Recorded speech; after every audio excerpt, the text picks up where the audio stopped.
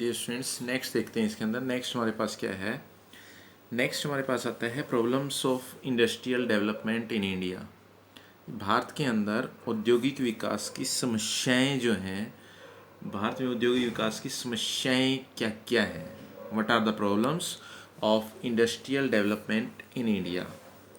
सबसे पहले तो इस चीज़ को समझ के चलें कि हमारे यहाँ जो इंडस्ट्रियल डेवलपमेंट है, इंडस्ट्रियल डेवलपमेंट जैसे ही हम इंडिपेंडेंट हुए हैं, इंडिपेंडेंट होने के बाद यानी आज़ाद होने के बाद उसके बाद गवर्नमेंट ने स्पेशली इसी की तरफ ज़्यादा ध्यान दिया है, इसके ऊपर ज़्यादा कंसंट्रेट किया है कि इंडस्ट्री का डेवलपमेंट कैसे किया जाए। क्योंकि पहले अगर देखें बिफोर इंडिपेंडेंस, जब ब्रिटिश गवर्नमेंट हमारे ऊपर जब रूलिंग कर रही थी, शासन कर रही थी, तो ब्रिटिश गवर्नमेंट ने क्या किया, ब्रिटिश गवर्नमेंट ने जो इंडस्ट्री है हमारी इंडस्ट्री का डेवलपमेंट नहीं होने दिया। क्योंकि ब्रिटिश गवर्नमेंट ये सोचती थी कि अगर इंडियन इंडस्ट्री का डेवलपमेंट हो जाता है तो फिर जो ब्रिटेन से जो फिनिश गुड्स तैयार होकर आएंगी, जो यहाँ इंपोर्ट की जाएंगी इंडिया में, वो सेल कैसे होंगी। तो ये कहता है कि जो भारत का औद्योगिक विकास है उसके सामने कौन कौन सी समस्याएं रही हैं, ये देखते हैं। जैसे सबसे पहली समस्या है आपकी प्रॉब्लम ऑफ पावर रिसोर्सेज। ये है आपका शक्ति के साधनों की समस्या। अब शक्ति के साधनों की समस्या क्या है कि हमारे यहाँ अगर देखें जो प्रोडक्शन है, प्रोडक्शन करने के लिए हमारे यहाँ तीन मेन सोर्सेज हैं आपके पास। एक तो आपकी इलेक्ट्रिसिटी है जो बिजली है, एक आपका ऑयल है, एक आपका कोल यानी कि कोयला है। तो ये कहता है अगर हम इलेक्ट्रिसिटी की बात करते हैं, अगर हम इसी की बात करते हैं, तो जितनी इंडस्ट्रीज़ के अंदर डिमांड है, क्योंकि आपको पता है कि इंडस्ट्री जो हैं, जो जितनी भी मैन्युफैक्चरिंग इंडस्ट्री हैं, वो आपकी बिना इलेक्ट्रिसिटी के अपना प्रोडक्शन नहीं कर सकती। तो ये कहता है कि जितनी उनके अंदर डिमांड है, जितनी मांग है उनकी, जितनी उनकी आवश्यकता है, जितनी ज़रूरत है, उतनी इंडस्ट्रीज़ को सप्लाई कभी भी नहीं मिल पाती है। तो इलेक्ट्रिसिटी की हमारे यहाँ जो इलेक्ट्रिसिटी की सप्लाई है वो हमेशा से ही कम रही है। अब उसके बाद रिजल्ट क्या निकलता है कि या तो जो इंडस्ट्रीज़ हैं उन्हें अपना प्रोडक्शन बंद करना पड़ता है इलेक्ट्रिसिटी जब नहीं होती, या फिर उन्हें जो ऑयल इंजन है जैसे जनरेटर वगैरह हैं जहाँ ऑयल ज़्यादा यूज होता है उनको यूज़ करना पड़ता है। और अगर हम देखें, अगर हम जनरेटर यूज़ करते हैं तो उसके अंदर जो ऑयल लगता है, उस केस में अगर देखें जो हमारी कॉस्ट ऑफ प्रोडक्शन है वो बढ़ जाती है, जो कॉस्ट ऑफ प्रोडक्शन है वो बढ़ जाती है। तो ये कहता है इस सिचुएशन में अगर देखें कॉस्ट ऑफ प्रोडक्शन बढ़ती है। अब कॉस्ट ऑफ प्रोडक्शन बढ़ेगी तो होगा क्या, या तो आपको सेलिंग प्राइस बढ़ाने पड़ेंगे, सेलिंग प्राइस आप बढ़ा नहीं सकते, तो रिजल्ट क्या निकलेगा, जो प्रॉफिट्स हैं आपके वो डाउन हो जाएंगे। तो ये कहता है कि हमारे यहाँ जो इंडस्ट्रीज़ हैं उतनी ग्रोथ जितनी करनी चाहिए थी उतनी क्यों नहीं कर पाई हैं। ग्रोथ है इंडस्ट्रीज़ की, बट उतनी ग्रोथ नहीं है जितनी होनी चाहिए थी। रीजन इसके अंदर बहुत सारे हैं, लेकिन रीजन में अगर एक प्रॉब्लम देखें, पहली प्रॉब्लम तो आपकी ये है प्रॉब्लम ऑफ पावर रिसोर्सेज, कि जो पावर रिसोर्सेज हैं वो पावर रिसोर्सेज हैं हमारे पास अवेलेबल नहीं है पूरी तरह से। सेकंड अगर देखें, सेकंड इसके अंदर जो हमारा जो प्रॉब्लम आती है वो है हमारी प्रॉब्लम ऑफ कैपिटल।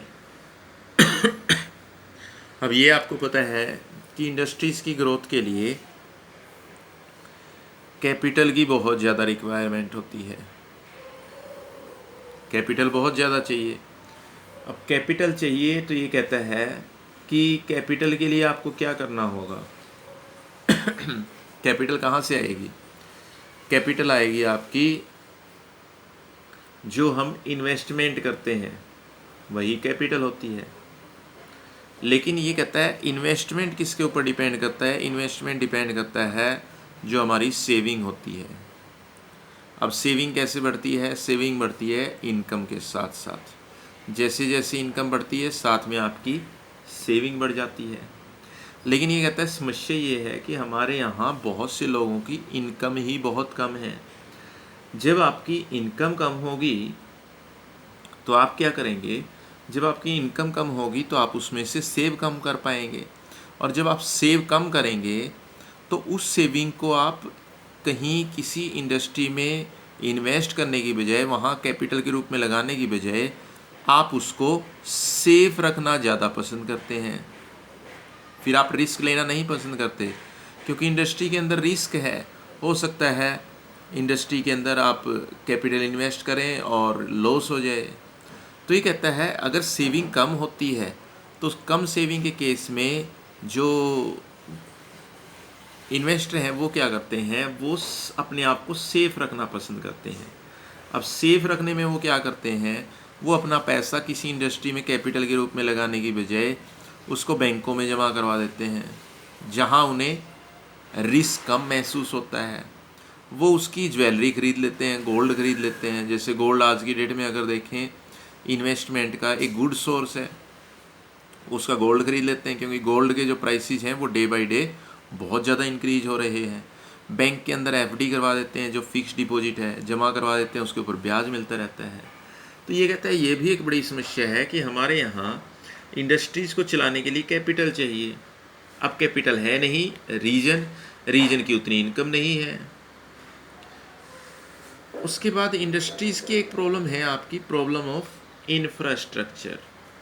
अब प्रॉब्लम ऑफ इंफ्रास्ट्रक्चर क्या है आपका, प्रॉब्लम ऑफ इंफ्रास्ट्रक्चर है आपका, ये हम चीज़ें पहले भी डिस्कस कर चुके हैं। जैसे अच्छे रोड्स हैं, उसके बाद रेलवे है, उसके बाद नेक्स्ट अगर देखें जो हमारे पास दूसरी ट्रांसपोर्टेशन सर्विसेज हैं जैसे शिप हैं, ये सारे के सारे हमारे इंफ्रास्ट्रक्चर का एक सोर्स हैं। ये इंफ्रास्ट्रक्चर के अंदर ही काउंट होते हैं। तो ये कहता है कि हमारे यहाँ अगर देखें ना तो उतने रोड्स हैं जितने होने चाहिए प्रॉपर। रेलवे में अगर देखें, रेलवे का जितना एक्सपेंशन होना चाहिए था, जितना रेलवे का विस्तार होना चाहिए था, उतना विस्तार नहीं हुआ है। रेलवे के विस्तार में भी कमी है। शिप अगर देखें, जितनी हमारे यहाँ जो शिप की फैसिलिटी है, जो जल परिवहन है, उतनी नहीं है।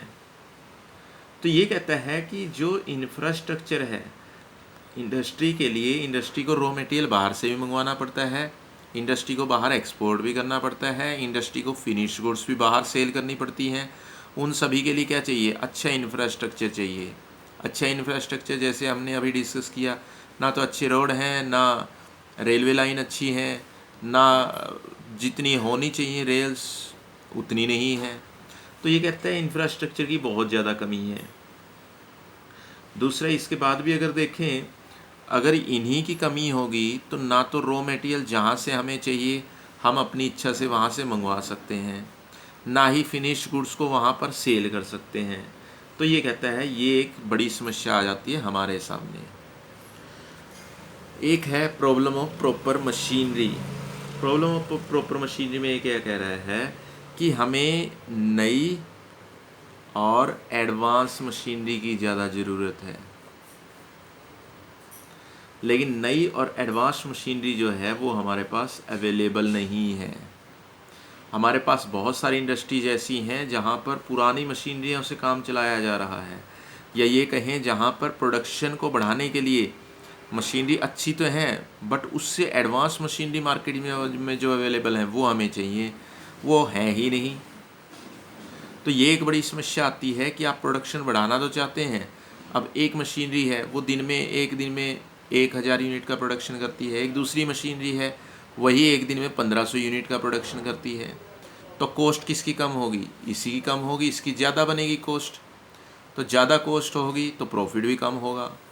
तो इंडस्ट्री क्या चाहती हैं कि मशीनरी उनके पास ऐसी अवेलेबल हों जो एडवांस्ड हों। अब उसमें अगर देखें एडवांस मशीनरी कि अगर ज़रूरत को देखें, ज़रूरत के हिसाब से अवेलेबल हो रही हैं, बट उतनी नहीं है जितनी होनी चाहिए। इस तरह की मशीनरी बनती बहुत कम है, स्पेशली अगर इंडिया में अगर देखें ऐसी मशीनरी बहुत कम बन रही हैं। तो ये एक सबसे बड़ी समस्या है, जो प्रॉपर मशीनरी है जो होनी चाहिए वो नहीं है हमारे पास। तो नेक्स्ट जो प्रॉब्लम रह गई है वो हम नेक्स्ट